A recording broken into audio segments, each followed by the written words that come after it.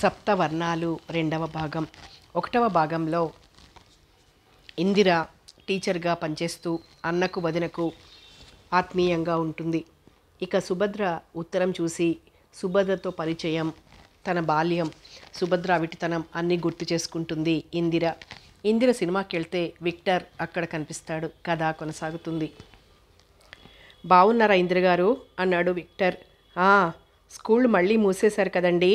అవును, ఇక మీదట విద్యార్థులు ఇష్టానుసారం స్కూళ్ళు ముయ్యటం, పని చేయటం జరగాల్లా ఉంది. ఇందిర నవ్వింది. ఈ పిక్చర్ చూడటం ఇది 5వ మారు. నేను ఎన్ని మార్లు చూసినా మళ్ళీ మళ్ళీ చూడాలనిపిస్తుంది అన్నాడు విక్టర్. ఎంచేత? హ్యూమన్ సైకాలజీని కాచి వడపోశాడు శాంతారాం అనిపిస్తుంది. అతగాడి మిగతా పిక్చర్లన్నీ ఒకెత్తు, ఇదొక్కటి ఒకెత్తు ఉద్రిక్తంగా అన్నాడు విక్టర్. కానీ వాస్తవంలో ఇది సాధ్యమేనంటారా? హంతకులను కేవలం తన చేతలతో, మంచి మనసుతో వారిలో పరివర్తన తేగలరా ఎవరైనా? ఎందుకు తేలేరు? మనం స్వాతంత్ర సమరాన్ని చూసి ఉండలేదు, కానీ సత్యము, అహింసల సాయంతో బాపూజీ సాధించలేదా? అది ఆనాటి పరిస్థితుల్లో సాధ్యమైందేమో కానీ. ఇందిర మాటలు కడ్డొచ్చాడు విక్టర్. నోనో, అలా అంటే నేను అంగీకరించను. చిత్తశుద్ధి, లక్ష్యశుద్ధి అంటూ ఉండాలే కానీ మనిషి సాధించలేని మహత్కార్యం అంటూ ఏముంటుంది? అది ఈనాడు ఆనాడు అనే కాలభేదంతో సంబంధం లేనిది. అయితే వచ్చిన చిక్కెక్కడంటే కేవలం కీర్తి కండూతి కోసమో, స్వలాభం కోసమో ఆత్మవంచన, పరవంచన చేయటం సాగిస్తే ఫలితాలు దారుణంగానే ఉంటాయి. ఈనాటి సాంఘిక పరిస్థితుల్లా.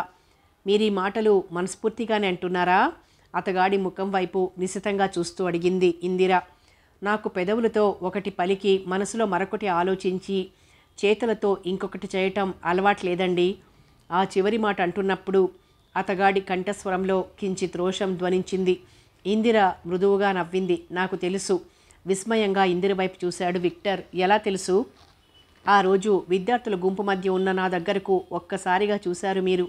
బహుశా నేనుగాక మరెవరు అలాంటి స్థితిలో ఉండినా మీరు చూసినా మీరు అలాగే రక్షించేవారు.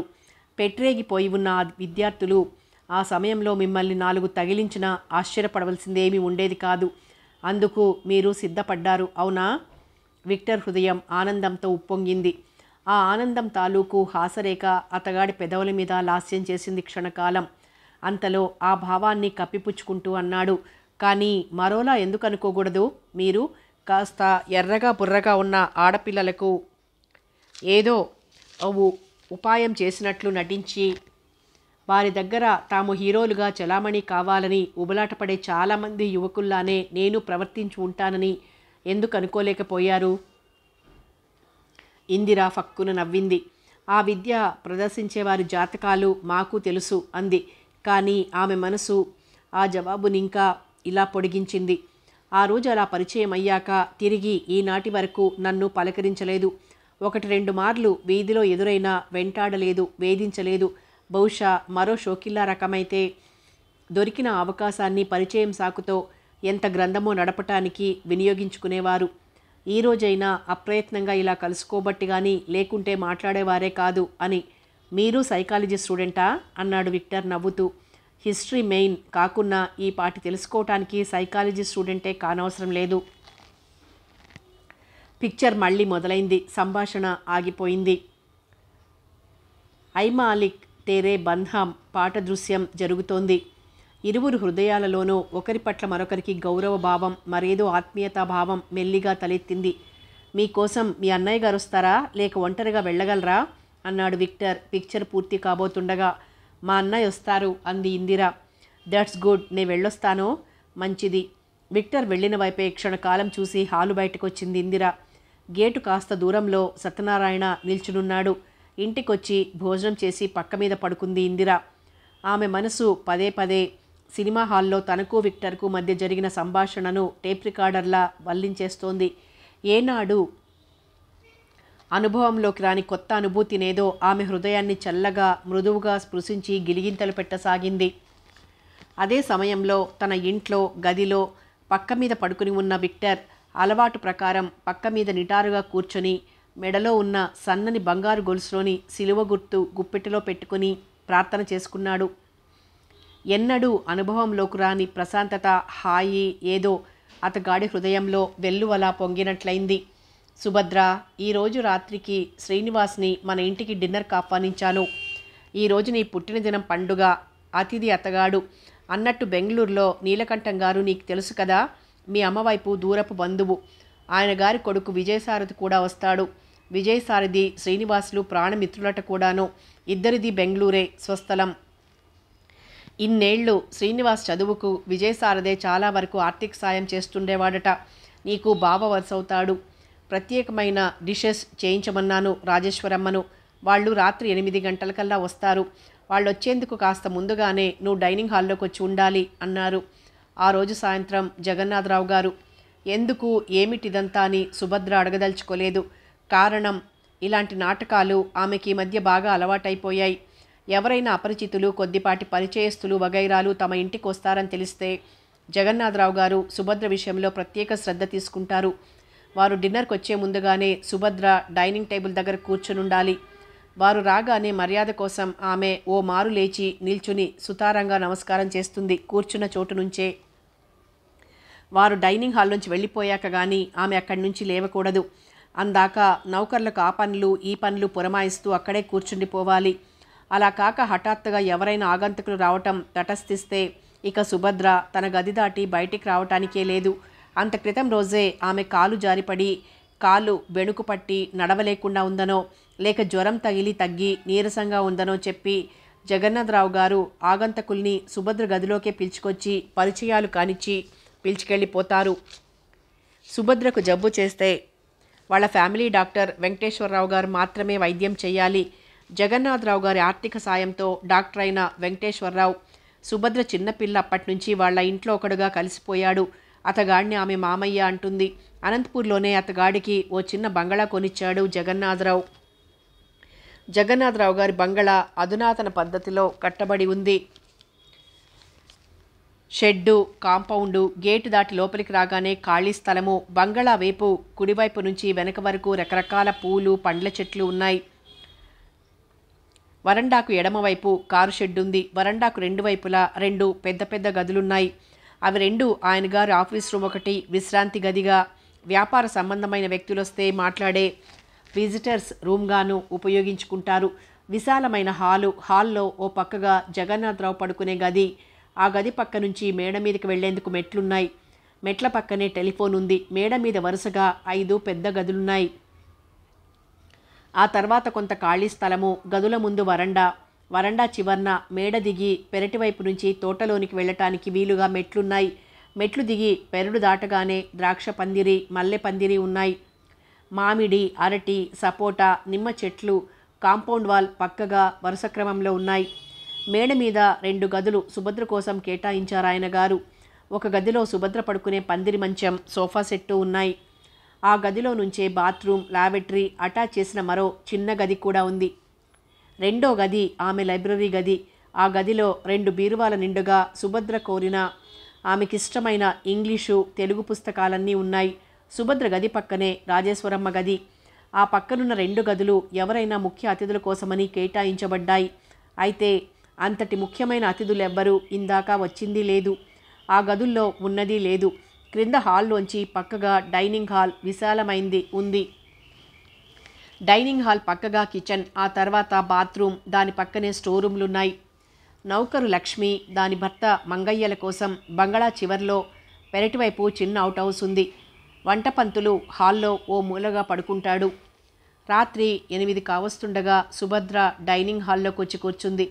ప్రతి ఏడాదిలాగే ఆమె ఈసారి కూడా జగన్నాథరావు గారు కొని తెచ్చిన కొత్త చీర కట్టుకుంది. లేత నీలిరంగు జరీ పూల చీరలో తెల్లగా వెలిగిపోతున్న సుభద్రను చూసి రాజేశ్వరమ్మ చాటుగా కళ్ళు తుడుచుకుంది. నా తల్లి ఎంత అందంగా ఉంది. ఈనాడు ఆమె తల్లే బ్రతికుంటే ఎంతగా పొంగిపోయేదో. దిక్కుమాలిన దేవుడు ఈ బంగారు బొమ్మకు అవకరం ఎలా పెట్టాడో అనుకుంది. బంగళా ముందు కారు హారన్ వినిపించింది. అందాక వంట పంతులకు, నౌకర్లకు పనులు పురమాయిస్తున్న రాజేశ్వరమ్మ హాల్లోకి వచ్చింది. జగన్నాథరావు గారు తన వెంట 2 యువకులను పిలుచుకొని డైనింగ్ హాల్లోకి వచ్చారు. ఆనవాయితీ ప్రకారం సుభద్ర ఉన్న చోటనే లేచి నిల్చుంది. డైనింగ్ టేబుల్ మాట నుంచి ఆమె నడుం వరకు మాత్రమే కనిపిస్తుంది. సుభద్ర, ఇతడే శ్రీనివాస్. శ్రీనివాస్, ఈమె మా అమ్మాయి సుభద్ర అన్నారు జగన్నాథరావు గారు. శ్రీనివాస్ మర్యాదగా తల పంకించి నమ్రతగా చేతులు జోడించి నమస్కారం అన్నాడు. డార్క్ బ్లూ సూట్లో లేత ఎరుపుతో కూడిన తెల్లని శరీరఛాయతో సన్నగా పొడవుగా ఉన్న శ్రీనివాస్లో అమాయకత్వం, నమ్రత స్పష్టంగా కనిపించాయి సుభద్రకు. అతగాడి తెల్లని ముఖానికి నల్లని సన్న ఫ్రేమ్ గల కళ్ళద్దాలు వింత అందాన్నిస్తున్నాయి. ఇతగాడు విజయసారథి సుభద్ర, నాకు మేనల్లుడు వరసవుతాడు. వీడి నాన్న నీలకంఠం బెంగళూరులో నా వ్యాపారానికి చాలా సాయంగా ఉంటున్నాడు. పరిచయం చేశారు జగన్నాథరావు గారు. నమస్కారం అండి. కలిమిలో పుట్టి కలిమిలో పెరిగిన విజయసారథి పొడవుగా, హుందాగా, అందంగా ఉన్నాడు. అతగాడి నొక్కుల క్రాఫు మాట వినకుండా ముఖం మీద పడుతోంది. మాటల్లో టీవీ, చూపుల్లో దర్పం కనిపిస్తున్నాయి. శ్రీనివాస్, విజయసారథి చిన్నతనం నుంచి కలిసి చదువుకున్నారట. ఇంకా ఏదో చెప్పబోతున్న జగన్నాథరావు గారి మాటలకు అడ్డు తగిలాడు విజయసారథి. పియూసీ వరకే కలిసి చదువుకున్నామండి మేమిద్దరం. తర్వాత నా చదువు శ్రీనివాస్ చదువుతో మాత్రం స్నేహం చెయ్యరని మొరాయించింది. అంచేత శ్రీనివాస్ ఇంజనీరింగ్ కోర్సులో చేరాక తిన్నగా మొన్ననే బీఎస్సీ అయిందనిపించాను. మా నాన్నగారి గొడవ పడలేక. అతగాడి మాటలకి జగన్నాథరావు గారితో పాటు సుభద్ర కూడా పక్కున నవ్వింది. డైనింగ్ టేబుల్ చుట్టూరా కూర్చున్నారు నలుగురు. వంట పంతులు వడ్డిస్తుంటే అన్ని అధరువులు అందుతున్నాయో లేదోనని జాగ్రత్తగా చూస్తోంది రాజేశ్వరమ్మ. జగన్నాథరావు గారు, విజయసారథి అనర్గళంగా మాట్లాడేస్తున్నారు ఏవేవో కబుర్లు. శ్రీనివాస్ మౌనంగా భోజనం చేస్తున్నాడు. అదేం అలా సిగ్గుపడుతున్నావు శ్రీనివాస్? ఆహారం దగ్గర, వ్యవహారం దగ్గర మొహమాటం పనికిరాదోయ్ అన్నాడు జగన్నాథరావు గారు. శ్రీనివాస్ మొహమాట పడుతున్నాడనే ఉద్దేశంతో శ్రీనివాస్ చిరునవ్వు నవ్వాడు. మొహమాటం కాదండి, నాకో నియమం ఉంది ఆగాడు శ్రీనివాస్. ఏమిట్రోయ్ ఆ నియమం? విజయసారథి తమాషాగా అరిచాడు. విస్తరిలో వడ్డించిన పదార్థాలలో ఏ ఒక్కటి పారేయకుండా తినడం నాకు అలవాటు. పదార్థాలు ఎక్కువగా ఉన్నప్పుడు మళ్ళీ మళ్ళీ మారు వేయించుకొని పారవేయటం నాకు ఇష్టం లేదు. సాధ్యమైనంత వరకు ఎక్కడైనా నా నియమం కాపాడుకుంటూనే ఉంటాను అన్నాడు శ్రీనివాస్. సుభద్రకు ఆ సమాధానం ఎంతో నచ్చింది. ఫ్యాషన్ పేరుతో పదార్థాలన్నీ కెలికి పారవేసే చాలామంది అతిథులు ఆమెకు గుర్తుకొచ్చారు. ఆ సమయంలో కావలసిన మటుకే వేయించుకోవటం, వేయించుకున్నది పారవేయకుండా తినటం నా నియమం అన్నాడు శ్రీనివాస్. విజయసారథి పెద్దగా నవ్వాడు. ఇంకా నయం, నీ నియమం సంగతి మాతో ముందస్తుగానే చెప్పావు. వెనకటికి నీలానే నియమం ఉన్న ఒక పెద్ద మనిషి ఓ విందుకొచ్చాడట.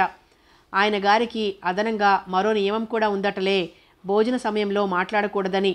ఇంకేముంది, విస్తట్లో ఏమీ పారవేయకూడదనే నియమంతో వడ్డించిన ములక్కాయ ముక్కలు ఆ పళంగా నమిలి మింగేశాడట.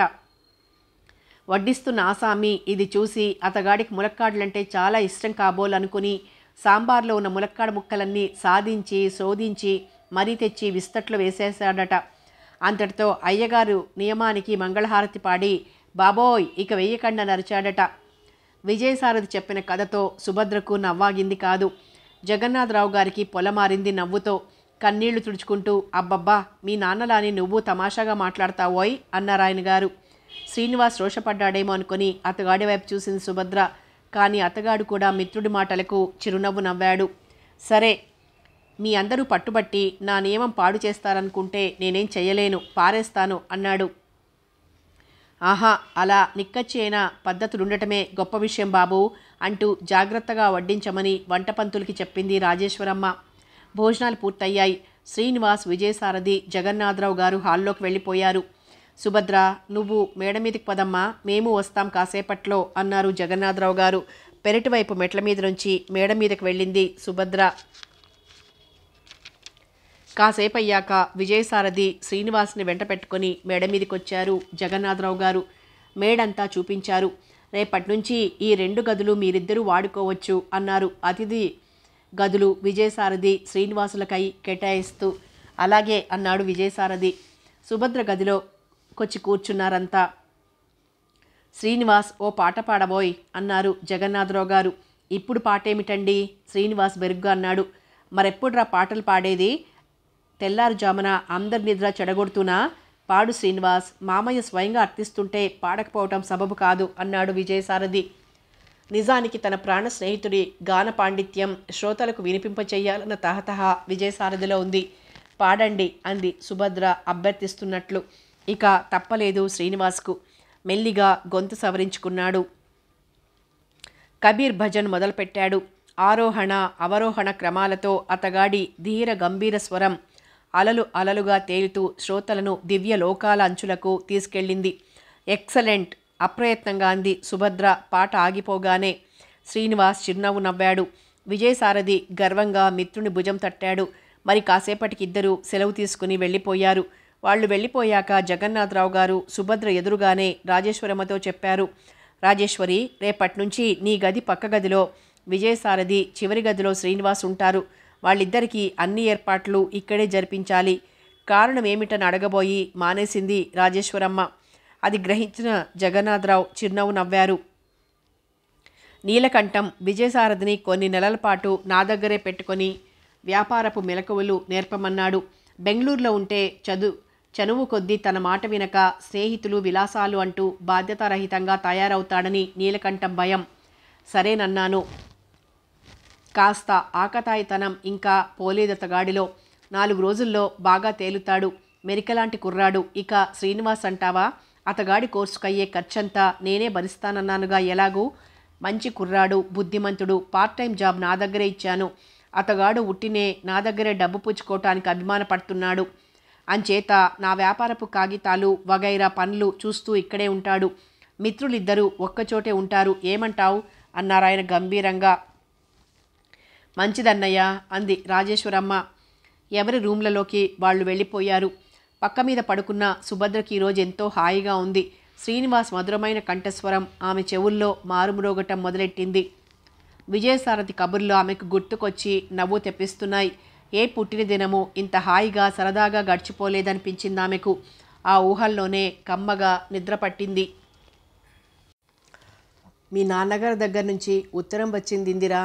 స్కూల్కి వెళ్ళటానికి తయారవుతున్న ఇందిరతో అంది శాంత మెల్లిగా. ఏమని రాశారు వదినా? ఏం రాస్తారో ఊహించుకోమరి. నేనేం ఊహించుకోను, తిన్నగా చెబుదు. ఒక అమ్మాయికి త్వరగా పెళ్లి మనవులు చూడాలట, ఆ సంగతి రాశారు చిరునవ్వుతో అంది శాంత. ఆ అమ్మాయి ఎవరు? తెలిసి తెలియనట్లు అడిగింది ఇందిర. ఎవరో మరి చిలిపిగా నవ్వింది శాంత. వదినా, అడిగిన ప్రశ్నకు తిన్నగా సమాధానం చెప్పడం ఎప్పుడు నేర్చుకుంటావు నువ్వు? అల్లుకుంటున్న జడ విసురుగా వెనక్కి తోసుకొని అంది ఇందిర. మేడం, జవాబు తెలిసిన ప్రశ్నలే వేయటం ఎప్పుడు మానుకుంటారు తమరు? వెక్కిరిస్తూ అంది శాంత. సర్లే, నాకు స్కూల్కి టైం అవుతోంది. నాకు వంటకు టైం అవుతుంది. స్కూల్కి వెళ్తుంటే జనరల్ హాస్పిటల్ దగ్గరికి వచ్చేసరికి ఆమెకెందుకో విక్టర్ గుర్తుకొచ్చాడు. అదే సమయంలో విక్టర్ మరెవరో మెడికల్ స్టూడెంట్తో పాటు గేటు దాటి బయటకు వస్తున్నాడు. ఇందిరను చూడగానే అతగాడి కళ్ళు మెరిశాయి. పక్కనున్న ఫ్రెండ్తో ఏదో చెప్పి అతగాడిని వెనక్కి పంపింది. గబగబా ఇందిర కేసొచ్చాడు. తీరా ఒకరినొకరు దగ్గరగా వచ్చాక ఏం మాట్లాడాలో ఇద్దరికీ తోచలేదు. స్కూల్కి వెళ్తున్నారా అన్నాడు విక్టర్ మెల్లని స్వరంతో. నాకు ఈరోజేమిటో బద్ధకంగా ఉంది. ఇంటికి వెళ్దామనుకుంటుండగా మీరు కనిపించారు. మౌనంగా నడుస్తున్నారు ఇద్దరు. ఇరువురు హృదయాలలోనూ అనిర్వచనీయమైన హాయి, అస్పష్టమైన ఆలోచనలు ఒకదానితో మరొకటి పోటీ పడుతున్నాయి. మీకు వీలైతే సాయంత్రం మా ఇంటికి రాగలరా? మా అమ్మగారికి అక్కయ్యకు మిమ్మల్ని పరిచయం చేయాలనుంది అన్నాడు విక్టర్ మెల్లిగా. అలాగే అప్రయత్నంగా అంగీకారం తెలిపింది. తీరా మాట బయటికొచ్చాక లోలోపల అనుకుంది ఇందిర, ఎంచేత ఇంత చప్పున అంగీకరించానో అని. సంతోషం, నా ఆహ్వానం మన్నించినందుకు థ్యాంక్స్. సాయంత్రం 5:30 కాగానే ఇక్కడే మీకోసం వెయిట్ చేస్తూ ఉంటాను. ఇట్నుంచి షార్ట్ కట్ ఉంది మా ఇంటికి. అతగాడి ముఖంలో ఆనందం ప్రస్ఫుటంగా కనిపిస్తోంది. అలాగే విక్టర్ పక్క మలుపు తిరిగి వెళ్ళిపోయాడు. స్కూల్ వైపు వడివడిగా అడుగులు వేసింది ఇందిర. తను నాగస్వరం ముందు నాగుపాములా మంత్రముగ్ధ అయిపోతోంది. ఎందుచేత? విక్టర్లో ఉన్న అంత ఆకర్షణ శక్తి ఏమిటి? ఆ ఆకర్షణ ఏదో ఇప్పుడిప్పుడే ఓ ఆకృతి దాల్చుతోంది. సత్యనారాయణ అన్నయ్య అంగీకరిస్తాడా? మాటలు వేరు, చేతలు వేరు. తీరా తన చెల్లెలి విషయంలో అన్నయ్య ఆదర్శాలు ఆచరిస్తాడా? నాన్నగారు, అమ్మ, ప్రసాద్ అన్నయ్య వీరందరినీ ఒప్పించగల శక్తి తనకుందా? ఏం ఇందిరాదేవి, ఇది 3rd టైం మీరు లేటుగా రావడం. హెడ్ మిస్ట్రెస్ రూమ్లో టీచర్ అటెండెన్స్ రిజిస్టర్లో సంతకం చేస్తున్న ఇందిరను చూస్తూ హెడ్ మిస్ట్రెస్ సౌభాగ్యం మండిపడింది. ఎక్స్క్యూజ్ మీ మేడం, మెల్లని స్వరంతో అంది ఇందిర. తప్పులు చేయటం, క్షమించమనటం, సారీ అనటం ఇదో జబ్బైపోయింది అందరికీ. క్రమశిక్షణ లేదు, కర్తవ్య పాలన లేదు. బాధ్యత లేదు. వాల్యూ ఆఫ్ టైం కానీ వాల్యూ ఆఫ్ వర్క్ కానీ తెలియని అర్భకులు ఈ తరం పిల్లలు. హెడ్ మిస్ట్రెస్ దండకం సాగుతూనే ఉంది. ఇందిర తన క్లాస్ రూమ్ వైపు నడిచింది. సాయంత్రం 5:30కు విక్టర్ తన కోసం వెయిట్ చేస్తూ నిల్చొని ఉండటం దూరాన్నుంచే చూసింది ఇందిర. ఇందిరను చూడగానే స్నేహపూర్వకంగా నవ్వి రండి వెళ్దాం అన్నాడు. గవర్నమెంట్ క్వార్టర్స్ ఫ్యాషన్లో పెంకుటిల్లు. పొందిగ్గా అందంగా ఉంది. చుట్టూరా తీగెతో కాంపౌండు, చిన్న గేటు ఉన్నాయి. వరండాలో గార్డ్రెస్ చైర్స్లో వయసు మళ్ళిన వృద్ధురాలు కావిడ, నడివయస్కురాలైన యువతి ఒకర్తే కూర్చుని ఉన్నారు. విక్టర్ను ఇందిరను చూడగానే ఇద్దరూ స్నేహపూర్వకంగా నవ్వుతూ రండి ఇందిరాదేవి అంది నడివయస్కురాలు ఎదురొస్తూ. ఈమె మా అక్కయ్య రేచల్, గవర్నమెంట్ హాస్పిటల్లో నర్సుగా పనిచేస్తోంది. ఈమె మా అమ్మగారు పరిచయం చేశాడు విక్టర్. ఇందిర నమస్కరించింది. వరండాలో కుర్చీలో కూర్చున్నారు నలుగురు. మీ గురించి, ఆనాటి సంఘటన గురించి చెప్పాడు మా విక్టర్. మిమ్మల్ని చూడాలని చాలా ఆతృతపడ్డాను నేను. కానీ పరిచయం లేకుండా మీ ఇంటికొస్తే మీరేమనుకుంటారోనని భయం వేసింది అంది రేచల్. విక్టర్ తల్లి లోకాభిరామాయణం మొదలెట్టింది. విక్టర్ తండ్రి గారు డేవిడ్ గారు చనిపోయాక యేసు ప్రభువు దయ వల్ల ఈ పిల్లలిద్దరినీ ఈ మాత్రం వృద్ధిలోకి తీసుకురాగలిగాను ఇందిరాదేవి అంది విక్టర్ తల్లి తృప్తిగా నిట్టూర్చుతూ. రేచల్ లోపలికి వెళ్ళి ట్రేలో బిస్కెట్లు, టీ పట్టుకొచ్చింది. మా రేచల్కు వివాహం నిశ్చయమైంది. వరుడు డాక్టర్ జోసెఫ్ కర్నూల్లో డాక్టర్గా ప్రాక్టీస్ పెట్టాడు. 15 రోజుల్లో వివాహం కాబోతోంది అంది విక్టర్ తల్లి సంతోషంగా. సంతోషం. వివాహం అయ్యాక మీరు ఈ జాబ్ వదిలేస్తారా? రేచల్ వంక చూస్తూ అంది ఇందిర. తప్పదేమో మరి. రేచల్ మాటలకు అడ్డొస్తూ నవ్వాడు విక్టర్. మరో మంచి జాబ్ తీసుకుంటుంది గృహిణిగా. మా విక్టర్కు ఇంకో 2 నెలల్లో కోర్సు పూర్తవుతుంది. ఇక రేచల్ తన భర్తతో వెళ్ళిపోతుంది. మేము మా స్వస్థలం అనంతపూర్ చేరుకుంటామమ్మా అంది విక్టర్ తల్లి. అప్రయత్నంగా ఇందిర కళ్ళెత్తి విక్టర్ వంక చూసింది. తల్లి మాటల్లోని వాస్తవాన్ని గుర్తించిన అతగాడి కళ్ళల్లో ఏమిటో బాధ తాలూకు ఛాయ గోచరించింది ఇందిరకు. ఆమె కళ్ళల్లో తనకు కావలసిన భావాన్ని చదువుకున్నాడు విక్టర్. ఇల్లు చూదురుగాని రండి. రేచల్ మాటలతో ఇరువురి చూపులు విడిపడ్డాయి. చిన్న హాల్లో ఓ పక్కగా టేబుల్, 2 కుర్చీలు. టేబుల్ మీద బాలక్రీస్తును చేతులతో పట్టుకొని ప్రశాంతమైన చిరునవ్వు వెన్నెలలు చిందిస్తున్న మేరీమాత ఫోటో. పక్కనే దంతంతో అందంగా మలచబడి ఉన్న సిలువ, ట్రాన్సిస్టరు ఉన్నాయి. పక్క గది విక్టర్ వాడుకుంటాడల్లే ఉంది. శుభ్రమైన పరుపు, మంచానికి తలవైపు చిన్న టేబుల్ లైటు, మూలగా పుస్తకాల షెల్ఫు, కోట్ స్టాండు ఉన్నాయి. ఆ గది పక్కనే రేచల్ ఆమె తల్లి పడుకునే గది. డైనింగ్ హాల్గా ఉపయోగిస్తున్న చిన్న రూమ్ శుభ్రంగా ఉంది. పెరట్లో కూరగాయల పాదులున్నాయి. అస్తమానం ఆ రోగులతో చదువుతో సతమతమవుతూ కూడా విక్టర్ క్షణకాలం ఊరుకోడమ్మా. ఈ మొక్కలన్నీ పాదులన్నీ వాడు నాటి పెంచుతున్నవే అంది విక్టర్ తల్లి. విరబూసి ఉన్న జినియాలు, గులాబీలు గాలికి తలలూపుతున్నాయి. చీకటి పడుతోంది. ఇక నే వెళ్ళొస్తానో అంది ఇందిర. అరటిపళ్ళు, వక్కలు, ఆకులు ఇచ్చింది రేచల్. విక్టర్ అందాక వదిలిపెట్టిరా బాబు అంది విక్టర్ తల్లి. పదండి. చేతిలో టెక్స్ట్ బుక్ ఒకటి తీసుకుని బయటకొచ్చాడు విక్టర్. ఇద్దరూ నడక సాగించారు. మీరు ప్రతి ఆదివారం చర్చికి వెళ్తారా అంది ఇందిర కుతూహలంగా. తప్పకుండా వెళ్తాను. ఏం? చర్చిలో ఏం చేస్తారు కుతూహలంగా అడిగింది ఇందిర. ప్రార్థన చేస్తాం, బోధన వింటాం. పోనీ ఓ ఆదివారం మీరు రాకూడదు చర్చికి? నేనా ఆశ్చర్యంగా అడిగింది ఇందిర. అవును మీరే. తప్పేమిటి? దేవాలయాలకు మేం రావటం లేదు. అలాగే అక్కడ ఏం జరుగుతుందో మీరు స్వయంగా చూడవచ్చు. ఎవరు అబ్జెక్ట్ చెయ్యరు. ఆ భయం మీకు అనవసరం. ఎల్లుండి ఆదివారమేగా, ఉదయం 9 గంటలకు రండి. నేను వస్తాను చర్చికి. ఇందిరకు చాలా రోజులుగా చర్చిలోకి వెళ్ళి వాళ్ళంతా ఎలా ఏం చేస్తారో చూడాలని కుతూహలంగా ఉంది. అలాగే అంది ఇందిర. మరికాస్త దూరం పోయాక ఇక నేను వెళ్ళగలను అంది ఇందిర. అలాగే ఈ బుక్లో లెటర్ ఉంది, చదువుకోండి. కానీ నన్ను తక్కువగా మాత్రం అంచనా వేయకండి ఓ విధమైన తడబాటుతో అంటూ తన చేతిలోని బుక్ ఆమెకిచ్చాడు విక్టర్. క్షణకాలం ఆశ్చర్యపడినా మెల్లిగా సంభాళించుకొని త్వరగా ఇంటివైపు నడిచింది ఇందిర. ఇందు, ఎందుకింత ఆలస్యమైంది ఈరోజు? వరండాలో కూర్చుని ఉన్న సత్యనారాయణ సాధారణంగానే ప్రశ్నించాడు. ఎందుకనో తప్పు చేసిన దానిలా తలవంచుకుంది ఇందిర. అబద్ధం చెప్పే సాహసం లేక, నిజాన్ని చెప్పగల ధైర్యం లేక తప్పించుకుని లోపలికి వెళ్ళింది. ఆ రోజు రాత్రి తన గదిలో పడుకుని విక్టర్ ఉత్తరం చదువుకోసాగింది ఇందిర గారికి. ఇలా నేను ఉత్తరం రాయటం తప్పని సాహసమని నాకు తెలుసు. అయినా ఏ బలవత్తర శక్తో నా చేతిలా రాయిస్తుందనిపిస్తోంది. అది మీలోని ఆకర్షణ కావచ్చు. ఏది ఏమైనా జాబు పూర్తిగా చదవండి. మీకు కష్టం కలిగిస్తే చింపివేయండి. నా హృదయపూర్వకమైన క్షమాపణలు చెప్పుకుంటాను మీకు. ఇందిరాదేవి. కొందరు వ్యక్తుల్ని చూస్తే ఏ భావము కలగదు. మరికొందరిని చూస్తే అనవసర ద్వేషభావం కలుగుతుంది. ఇంకా కొందరిని చూస్తే చూసిన క్షణంలోనే వారు మనకేదో అత్యంత ఆత్మీయులన్న భావం కలుగుతుంది. వారితో పరిచయం పెంచుకోవాలని హృదయం కోరుతుంది. ఇది స్త్రీ పురుషులిద్దరిలోనూ తరచూ జరిగే సాధారణ విషయమేలని మీకు తెలుసనుకుంటాను. అందుకు కారణం కొంతవరకు సైకలాజికల్గా ఊహించి చెప్పగలమేమో కానీ భౌతికంగా స్పష్టంగా చెప్పలేము. ముగ్ధ మోహనంగా ఉండే మీ రూపంతో పాటు అతి అమాయకంగా అణకువగా ఉండే మీ ప్రవర్తన నాకెంతో నచ్చింది. సగటు హిందూ స్త్రీ మీలాగే ఉంటే స్త్రీ జాతి ఎంత గౌరవ మర్యాదలు ఆర్జించుకుంటుంది అనిపిస్తుంది నా మటుకు నాకు. ఇదంతా ముఖప్రీతి మాట అని, అందమైన వంచన అని మీరు భావిస్తే పొరపడ్డారనే చెప్పగలను. మొత్తం మీద మీరు నా పక్కనుంటే చాలు, నా జీవితం స్వర్గంగా మార్చుకోగలను అనే నా భావం. ఇంతకంటే వివరంగా రాయనవసరం లేదనుకుంటాను. ఒకటి మాత్రం మీరు నమ్మండి. నా ప్రభు సాక్షిగా శిలువ గుర్తు శిరస్సున ధరించి మరీ చెప్పగలను. నేను మిమ్మల్ని ద్రోహబుద్ధితో కానీ చులకన భావంతో కానీ ఈ కోరిక కోరటం లేదు. మీరు అంగీకరిస్తే 10 మంది సమక్షంలో మిమ్మల్ని వివాహమాడుతాను. కులము మతము మానవ నిర్మితాలు. మనసు మమత దైవ ప్రేరితాలు. మమత మనసు ఏకమైనప్పుడు కులమతాల ప్రసక్తి అనవసరం. మీ జవాబు మీదే నా భవిష్యత్తు ఆధారపడి ఉంది. మీకు పెద్దలున్నారని వారి అనుమతి లభించటం సులభ సాధ్యం కాదని నాకు తెలుసు.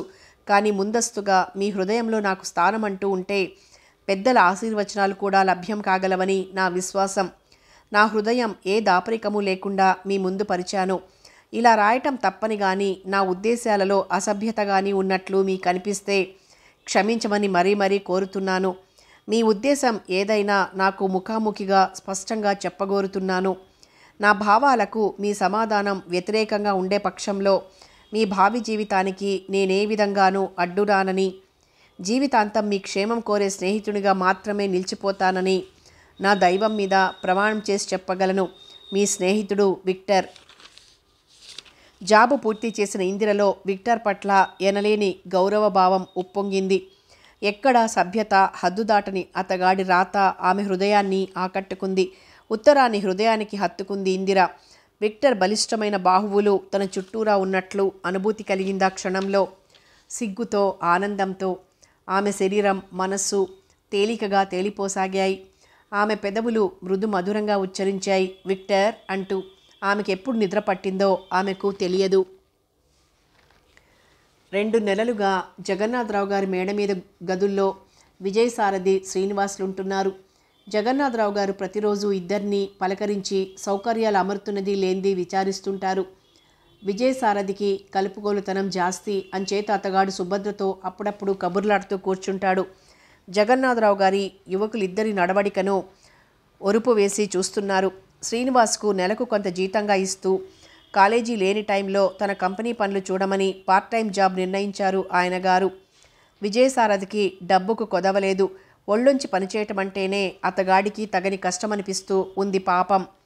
తెల్లవారి 6 గంటలయ్యేసరికి శ్రీనివాస్ ఆసరికే స్నానం వగైరాలు ముగించుకుని శుభ్రంగా డ్రెస్ చేసుకుని జగన్నాథరావు గారి ఆఫీస్ గదిలోకి వస్తాడు. తనకై కేటాయించబడిన సీట్లో కూర్చుని లెక్కలు వగైరాలన్నీ జాగ్రత్తగా చేసి తిరిగి 9:30లోగా కాలేజీకి సిద్ధమవుతాడు. సాయంత్రం కాలేజీ నుంచి రాగానే కాస్త విశ్రాంతి తీసుకుని మళ్ళీ కంపెనీ పని చూస్తాడు. అన్నీ జగన్నాథరావు గారికి అప్పగించి ఆయన గారి అనుమతి తీసుకొని అలా షికారుకు వెళ్తాడు. రాత్రి భోజనం కాగానే తన గదిలోకి వెళ్ళి చదువుకొని పడుకుంటాడు. సుభద్రతో కానీ మరెవరితో కానీ ఏ విషయమూ మాట్లాడ్డు. తన పనేమిటో తనేమిటో అంతకు మించి అనవసర విషయాలలో తలదూర్చడు. విజయసారథి అలా కాదు. అతగాడు నిద్ర లేచేసరికి 8 కావస్తూ ఉంటుంది. ఏం కొంపలంటకు పోతున్నాయనో అప్పుడే 8 చూపిస్తోంది గడియారం. ఈసరికే తమరు ఆఫీస్ కాగితాల్లో తలదూర్చారేమిటి శ్రీనివాస్ బాబు గారు? బహుశా నీ కడుపులో ఓ గడియారం ఉందల్లే ఉందిరా. టైంతో పాటు పరిగెడుతుంటావు అని చిరాకు పడతాడు. గబగబా స్నానం, టిఫిన్ వగైరాలు కానిచ్చి డ్రెస్ వేసుకుని ఆఫీస్ రూమ్లోకి వస్తాడు. సో సారీ మామయ్య, ఈరోజు బొత్తిగా మెలకు రాలేదు అంటాడు తన సీట్లో కూర్చుంటూ. ఏ రోజు రాదు నీకు, నవ్వుతూనే చురకంటిస్తారు జగన్నాథరావు గారు. కానీ విజయసారథి తన పనిలో మాత్రం ఎలాంటి పొరపాట్లు రానివ్వడు, ఆ అవిధేయత చూపడు. కానీ తన కోటు విప్పుకోవాలన్నా నౌకర్ హాజరుగా ఉండాలతగాడికి. అబ్బబ్బా, ఈ లెక్కలు రాసి రాసి బోర్ కొడుతోంది మామయ్య. వ్యాపారం అంటే లక్షల డబ్బు తేరగా వచ్చి పడుతుందనే అనుకునేవాడిని, కానీ ఇంత చాకరీ ఉంటుందనుకోలేదు.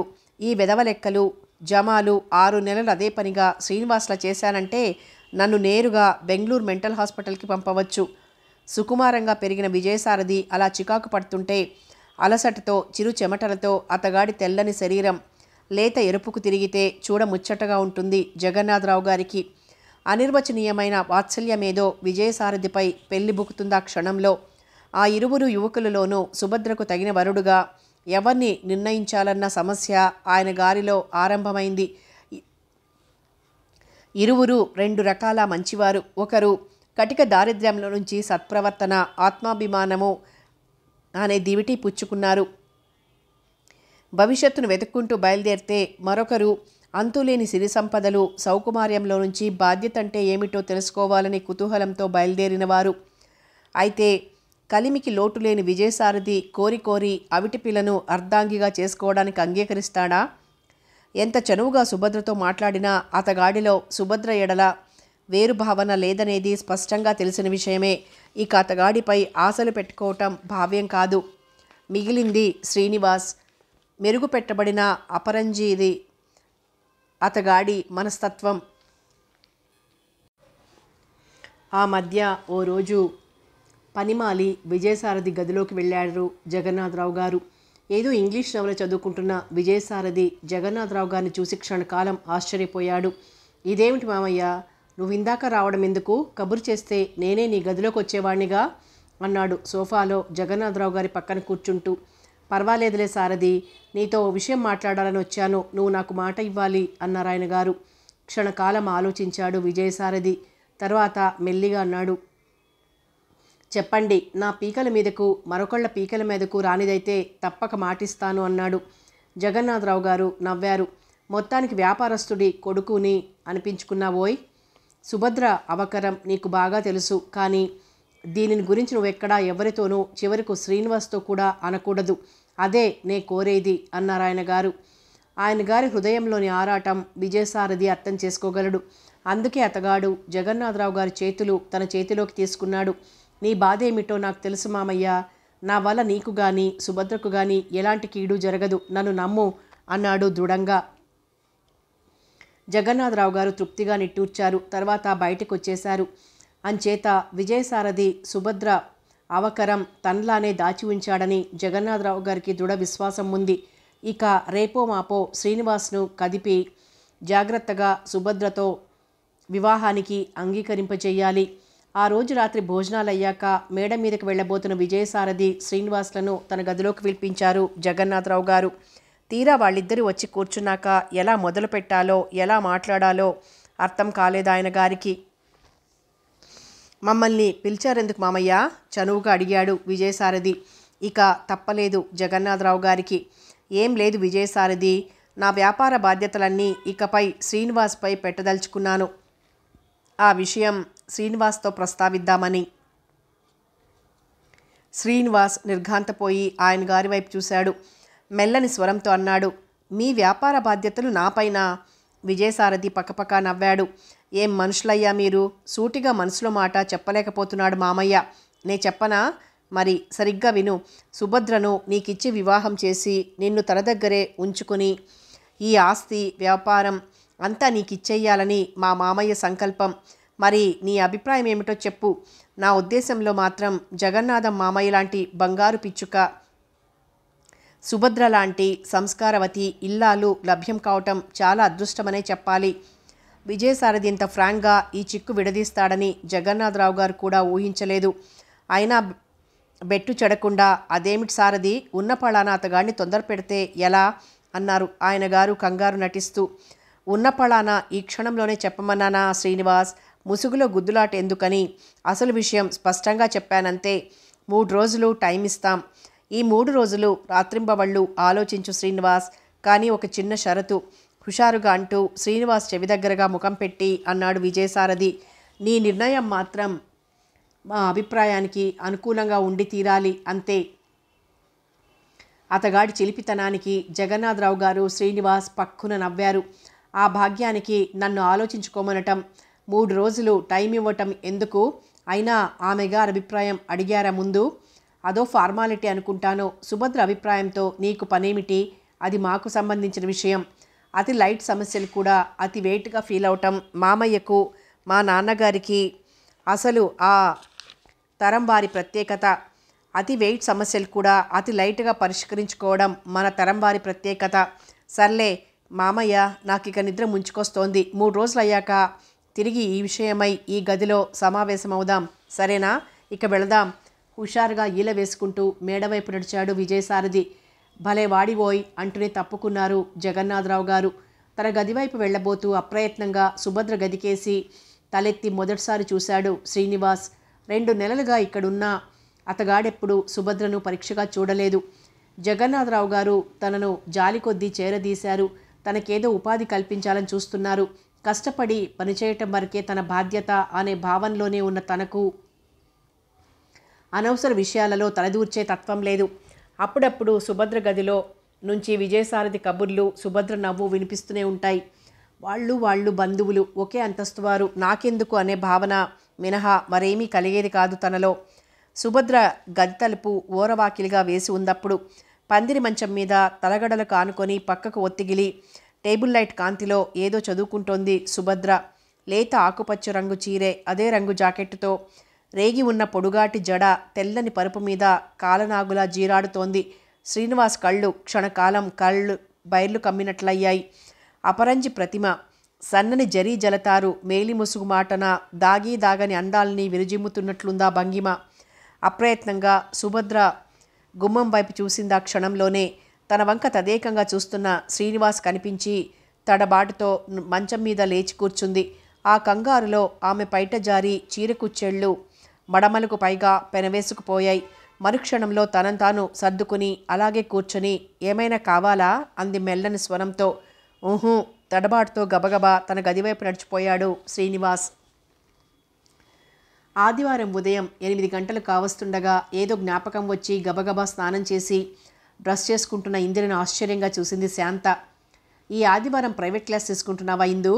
అయినా ఇంత కర్తవ్య పనులనైతే మరీ కష్టం సుమా అంది వాత్సల్యంతో నిండిన నిష్ఠూరం ధ్వనిస్తూ. ప్రైవేట్ క్లాస్ కాదొదినా, ఓ ఫ్రెండును కలుసుకోవాలి. ఫ్రెండా? ఆడా మగా? కొంపదీసి నువ్వు ఏదైనా ప్రేమ వ్యవహారంలో పడలేదు కదా? ఈ మధ్య నీ వాలకం చూస్తుంటే నాకేదో అనుమానం వస్తోంది. శాంత తమాషాగా అన్న ఇందిరకు ఆ మాటలు కలవరం కలిగించాయి.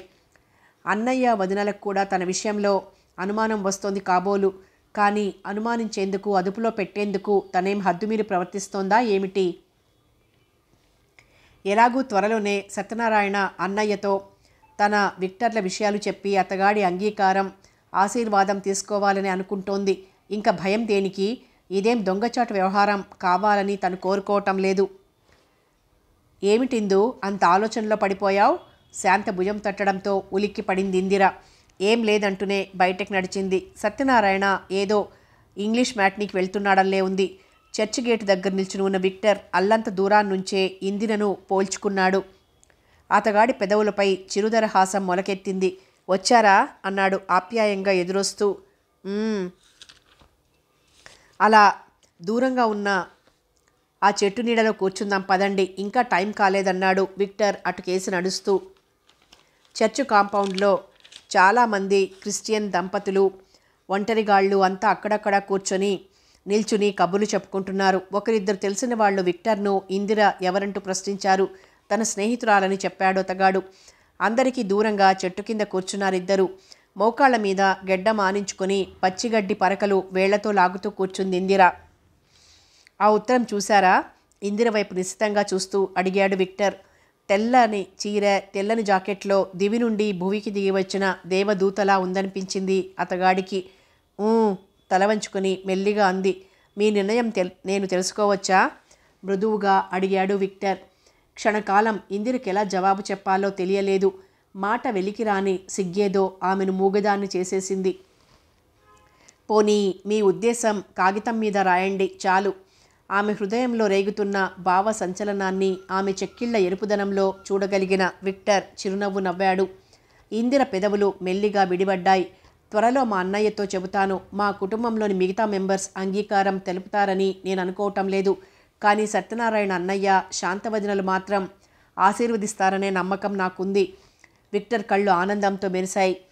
నేను త్వరలోనే మీ అన్నయ్య గారితో మాట్లాడతాను. ముందస్తుగా ఈ మాట చెప్పండి, మీకు నా మీద పూర్తి విశ్వాసం ఉందా? మన వైవాహిక జీవితానికి మన కులాలు, దైనందిన చర్యలు అడ్డురావని, రాకూడదని దృఢ నిర్ణయం మీరు చేసుకోగలిగారా? మీ పెద్దల ఆశీర్వాదం లభించని పక్షంలో మీరు స్వతంత్రించగలరా? ఇందిర క్షణకాలం మౌనంగా ఉండిపోయింది. దాంపత్య జీవితం నరకం చేసుకోవటానికి, స్వర్గంగా మార్చుకోవటానికి కులాలు, మతాలు, దైవాలు, దైనందిన చర్చలు కారణం కానవసరం లేదనుకుంటాను. పోతే మీపై విశ్వాసం మాట గురించి మీరు ఈ క్షణంలో ప్రశ్నిస్తున్నారా? అదే లేకుంటే నేను ఇక్కడికి ఎందుకు వస్తాను? ఇందిరాదేవి, చాలా సంతోషం. మా అక్కయ్య పెళ్ళయ్యాక త్వరలోనే మన వివాహానికి ఏర్పాటు చేయిస్తాను. ఈలోగా మీ అన్నయ్య గారిని వచ్చి కలుసుకుంటాను. మీరు నావారు, ఆవేశంగా అంటున్న విక్టర్ ఆమె కుడి చేతిని తన చేతిలోకి తీసుకున్నాడు. ఇందిర శరీరము, మనస్సు ఆ స్పర్శకు పులకరించింది. ఆమె హృదయం ఆనందంతో ఇలా అనుకుంది. భగవాన్, సర్వాంతర్యామి అయిన నువ్వే సాక్షి. ఈ క్షణం నుంచి నా భర్త విక్టర్, ఇతగాడే నా జీవిత సర్వస్వం. నా జీవితం హాయిగా గడిచిపోయేట్లు అనుగ్రహించు తండ్రి. ఆ క్షణంలోనే చర్చి గంటలు మోగాయి. ఇరువురి హృదయాలలోనూ భక్తి, రక్తి ఒక్కసారిగా ఉప్పొంగి పెనవేసుకుపోయాయి. అందరూ చర్చిలోనికి నడుస్తున్నారు. విక్టర్ తెప్పరిల్లి మెల్లిగా అన్నాడు, పదండి లోపలికి వెళ్దాం. అతగాడి చేతి నుంచి తన చేయి విడిపించుకుంది ఇందిర. పదండి, కానీ మా సాంప్రదాయం ప్రకారం దయచేసి ఇక ముందు నన్ను మీరు మీరు అని మన్నించకండి అంది విక్టర్. చిత్రంగా క్షణకాలం చూశాడు. తర్వాత చిరునవ్వు నవ్వాడు. అలాగే అన్నాడు. వరుసగా డెస్కులు వెనక వేసి ఉన్న కుర్చీలలో వరుసల ప్రకారం కూర్చుని ఉన్నారంతా. ఎదురుగా వేదిక మీద కుర్చీలో ఫాదర్ కూర్చుని ఉన్నాడు. అతగాడి ముందున్న తెల్లని గోడపై పెద్ద సైజు యేసుక్రీస్తు ఫోటో, సిలువ వేయబడి ఉన్న మహనీయుని శరీరం నిండా దిగబడి ఉన్న చీలలతో రక్తం కాలువలై ప్రవహిస్తోంది. తలపై ఉన్న ముళ్ళ కిరీటం కత్తుల బోనులా ఉంది. అయినా అంతటి బాధలోనూ ఆ పవిత్రమూర్తి ముఖంలో ఈషన్ మాత్రపు బాధాఛాయలు లేవు సరికదా. ప్రశాంత వదనంతో చిరునవ్వు చిందిస్తున్నట్లుంది. దుష్ట శిక్షణ, శిష్ట రక్షణ కోసం అవతారమెత్తిన శ్రీరాముడు, రాజకీయ చతురతతో ధర్మ సంస్థాపన చేసిన శ్రీకృష్ణుడు, తన బాధలతో మూర్ఖుల కళ్ళు తెరిపించిన క్రీస్తు ఒకడే. నామరూపాలు, పూజా విధానాలు మాత్రమే వేరు. విక్టర్ ఉత్తరంలో రాసినట్టు కులము, మతము మానవ నిర్మితాలు, మనసు, మమత దైవ ప్రేరితాలు. భక్తిభావంతో ఇందిర మనస్ఫూర్తిగా తలవంచి నమస్కరించింది. ఫాదర్ బోధ చదివి అర్థం వివరిస్తున్నాడు. ఉండి ఉండి చర్చి గంటలు మోగుతున్నాయి. హఠాత్తుగా విక్టర్ డెస్క్ క్రింద నుండి ఇందిర చేతిని తన చేతిలోకి తీసుకుని తన చేతనున్న సిలువ ఆకారంలో రాళ్లు పొదగబడి ఉన్న బంగారు ఉంగరాన్ని ఆమె వేలికి తొడిగాడు. తిరిగి ఆమె చేతితోనే అది తన చేతివేలికి తొడిగించుకున్నాడు. అందరూ లేచి నిల్చుని ప్రార్థనా గీతం ఆలపించారు. ఇందిర, విక్టర్ చర్చి బయటకొచ్చారు. రేపు ఉదయం మీ ఇంటికి రానా అన్నాడు విక్టర్. రండి. ఇందిర వడివడిగా ఇంటికేసి నడిచింది. ఇంట్లో అడుగుపెట్టిన ఆమెకు పరిచిత కంఠస్వరం వినిపించి ఆశ్చర్యం కలిగింది. ఏమ్మా ఇందు, కులాసాగా ఉన్నావా అన్నారు విశ్వనాథం గారు. మీరెప్పుడొచ్చారు నాన్న అంది ఇందిర. ఓ గంటైంది వచ్చి. మా షాపు పని మీద తెనాలి వరకు వచ్చాను. ఎలాగూ ఇంత దూరం వచ్చాను కదా అని ఇక్కడికి వచ్చానన్నారాయన. కానీ ఆ మాటల్లో ఇంకా చెప్పవలసిందేదో ఉన్నట్లు ఆయన గారి పెదవుల కదిలిక చెప్పకనే చెప్పింది ఇందిరకు. ఆ రోజు మధ్యాహ్నం భోజనాలయ్యాక మెల్లిగా శాంత దగ్గరకు వెళ్ళింది ఇందిర. వదిన, నాన్నగారు జాబ్ రాయకుండా వచ్చారేమిటి అని. నాకేం తెలుసు, మీ నాన్నగారిని అడగలేకపోయావు అంది శాంత నవ్వుతూ. అబ్బబ్బా చంపక, అసలు సంగతి ఏమిటో చెప్పొదినా. చెప్పేస్తాను విను.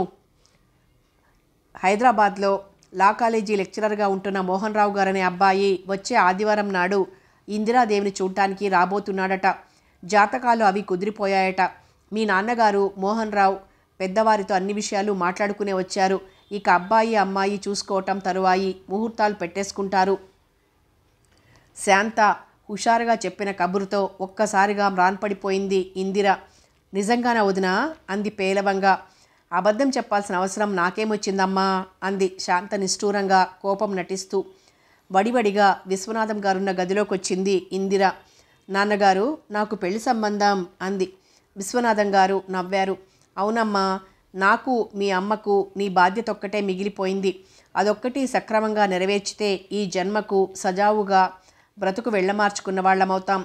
మాకు అన్ని విధాలా నచ్చింది సంబంధం. మా మాట కాదనమనే ధైర్యము, నమ్మకము నీ మీద మాకున్నాయి తల్లి అన్నారు విశ్వనాథం గారు. ఇందిర చుట్టూరా చీకటి వలయాలు గిరగిరా తిరగటం ప్రారంభించాయి. శరీరమంతా చెమటలు పట్టి తన గదిలోకొచ్చి మంచం మీద పడిపోయింది. మొదటిసారిగా ఆమె అతి బలహీనతను అనుభవించింది. కథ కొనసాగుతుంది.